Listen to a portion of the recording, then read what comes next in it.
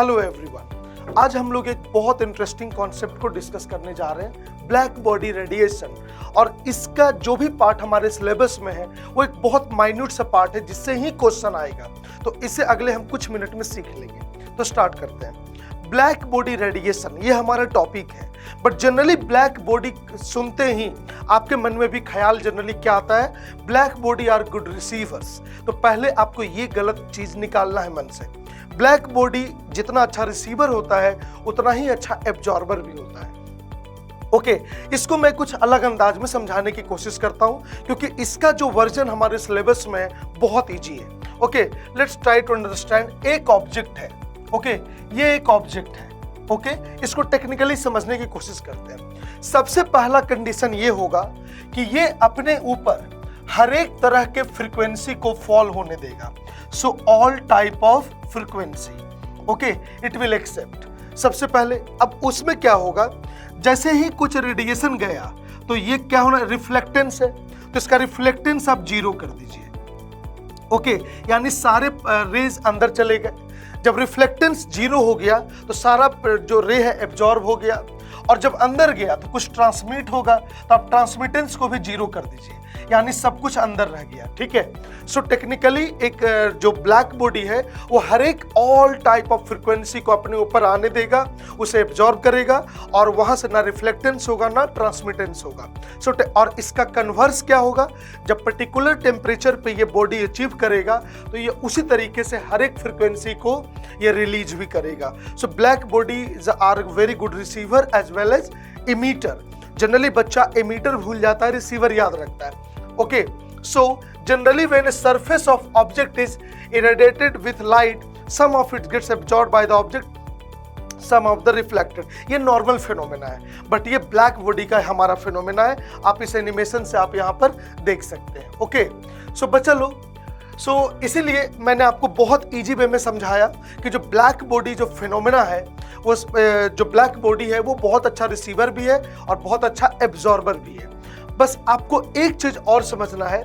So ideal black body which emits and absorbs all frequency is called black body, and the radiation emitted by such body is called black body radiation। So आपको इससे ज्यादा आपको कुछ भी syllabus में नहीं जानना है, और द मोस्ट इंपॉर्टेंट बात बस यहाँ लिखा हुआ है, मैं इसको बहुत अच्छे तरीके से भी समझा दूंगा, कभी गलत नहीं होगा। सो हमें पढ़ना है फ्रीक्वेंसी डिस्ट्रीब्यूशन। ओके, जो भी ब्लैक बॉडी हमारे पास है उससे जो रेडिएशन से एमिट हो रहे हैं उसका फ्रीक्वेंसी डिस्ट्रीब्यूशन कर्व हमें पढ़ना है। ओके, इसको हम समझने की कोशिश करते हैं बहुत ही आसान भाषा में। बच्चे लोग पहले ऐसे देखिएगा, आपने अक्सर देखा होगा जब किसी भी आयरन रोड को या किसी भी बॉडी को जब आप हीट करते हैं तो वो ग्लो करता है। ऑफ कोर्स ये रेड है।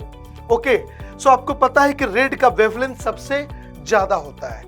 रेड का वेवलेंथ क्या होता है, सबसे ज्यादा, और एनर्जी क्या होती है, कम। जैसे जैसे किसी ऑब्जेक्ट को और हीट करोगे, यानी टेम्परेचर को बढ़ाते जाओगे, क्या होगा, रेड से येलो, येलो से ब्लू जोन में चला जाएगा, यानी वो छोटे वेवलेंथ की तरफ शिफ्ट करेगा जब टेम्परेचर बढ़ेगा। याद रखिएगा, जब टेम्परेचर बढ़ता जाएगा तो जो कलर है वो शॉर्टर वेवलेंथ की तरफ आपका शिफ्ट करता चला जाएगा।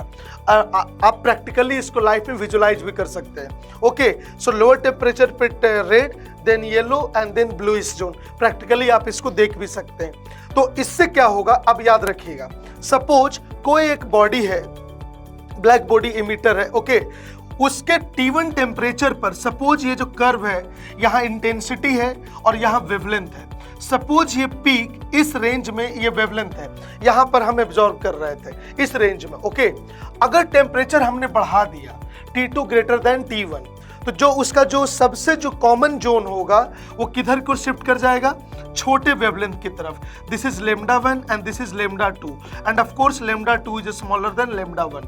तो बच्चा लोग, आपको सिर्फ इतना याद रखना है और इतना ही जानना है आपका अपने सिलेबस में, जो ब्लैक बॉडी रेडिएशन होगा, ओके, जब टेम्परेचर बढ़ेगा तो उसका जो पीक है कर्व का वो शॉर्टर वेवलेंथ की तरफ शिफ्ट कर जाएगा।